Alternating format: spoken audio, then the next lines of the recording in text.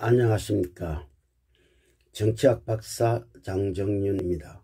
오늘은 소크라테스의 정치 사상에 관하여 말씀드리겠습니다. 소크라테스는 그리스 아테네에서 BC 469년경에 석공인 조각가 아버지 소프로니스쿠스와 산파인 어머니 파에나레테 사이에 태어났습니다.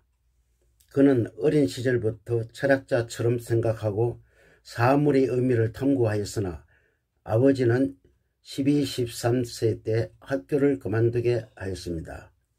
그는 할아버지로부터 대를 이어오며 사용한 석궁의 연장들을 아버지로부터 잘 다루는 것을 배웠으나 그의 아버지는 1년도 채 안 되어서 아들이 훌륭한 석공이 되지 못한다는 것을 판단하였습니다. 그는 어린 시절에 상상력이 풍부하고 호기심이 많았으며 남의 이야기를 잘 듣고 나서 질문을 하는데 취미를 가졌으며 성인이 되면서 토론에 참가하여 특이한 방식으로 말하면서 질문에서 또 다른 질문으로 전개시키면서 말하는 사람을 생각과 모순과 혼란을 야기시켰습니다. 그는 성장하면서 노천극장에서 영웅들이 관한 비극 등 아테네에서 가장 탁월한 사상가들이 풍부한 지혜와 상상력과 기지가 넘치는 연극 구경을 잘 하였습니다. 그는 어린 시절부터 사람들이 정신을 흔들고 매혹시키는 신비로운 언어 능력, 강인한 행동력, 심원한 내면의 세계 등을 갖춘 인물이었습니다.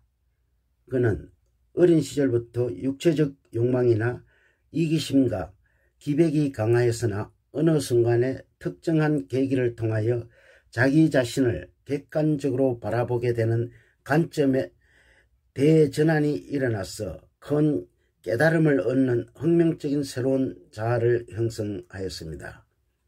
그는 가업의 생계를 포기하고 생산적인 활동 대신 비생산적인 학문과 교양을 추구하여 인생의 행로를 획기적으로 전환시켰습니다.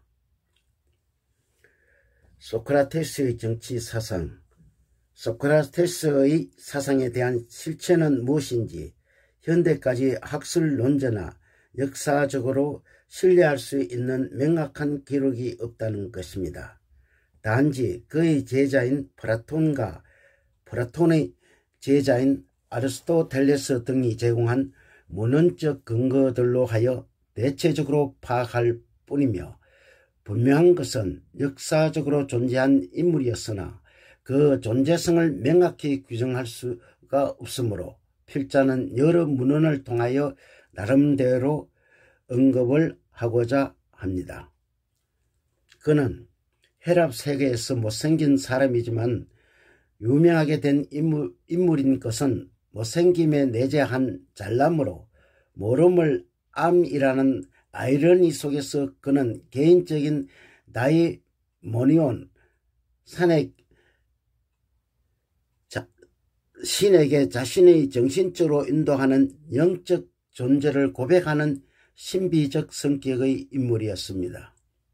그는 지식의 출현은 아테네의 민주화 시대 및 소피드 운동의 시대라는 역사적 지성사적 상황의 산물로서 그의 정치 철학적 사유로 발전하게 되는 외적 계기이며 민주화 시대의 아테네 정치 및 소피스트 운동에 대한 비판자가 되었던 것입니다.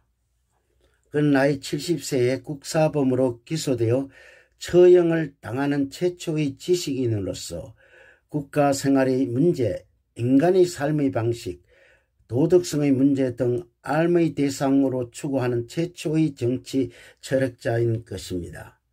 그의 정치 철학의 내용은 포괄성, 체계성, 창의성 등에 대하여 정치 철학자마다 다르게 판단하고 있으나 그의 철학은 체계적으로 추구하지 않고 원초적 형태로서 완숙한 형태가 아니었으며 그는 민주주의 이상 자체를 부정한 것이 아니고 아테네에서 민주정치의 이상이 나름대로 실현되고 있지 않았기 때문에 비판한 것이었습니다. 자유란 이름의 방종이나 평등한 이름의 오만이 행행하는 민주정치를 비판한 것이었습니다. 그는 정치에 적극적으로 참여하지 않았던 이유는 어떤 신적이며 영적인 존재가 자신이 좋지 않거나 옳지 않은 일을 할 때마다 행동을 억제해왔기 때문이라고 했습니다. 그는 일생 동안 처음으로 간직을 맡은 것은 민회의 사무를 관장하는 상임위원회에서 한 달 임기의 의장직을 수행할 때 민회의 결정에 혼자만 반대하여 불복한 행동에 대하여 민회의 시민들은 다수가 그를 호응하였던 것입니다.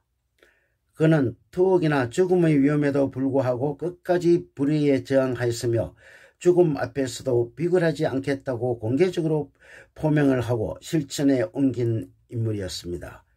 그는 감옥에서도 탈옥을 하지 않고 사형 집행을 순수히 받아들인 이유는 악법도 법이다라고 표현한 것은 특정 법이 규정이 나쁘거나 정의에 어긋나더라도 법이기 때문에 지켜야 한다는 논리는 아니었습니다.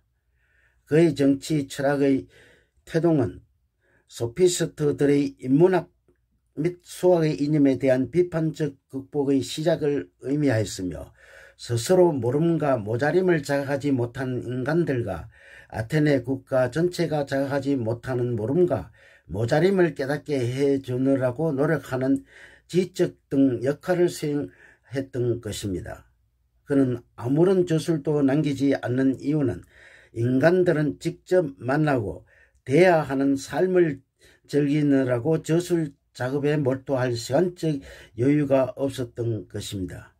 그는 자신을 포함하여 인간의 영혼을 성장시키고 풍성하게 만드는 데는 대화라는 행위를 통한 깨달음으로 충분하다는 확신 때문에 저술 행위를 하지 않았다고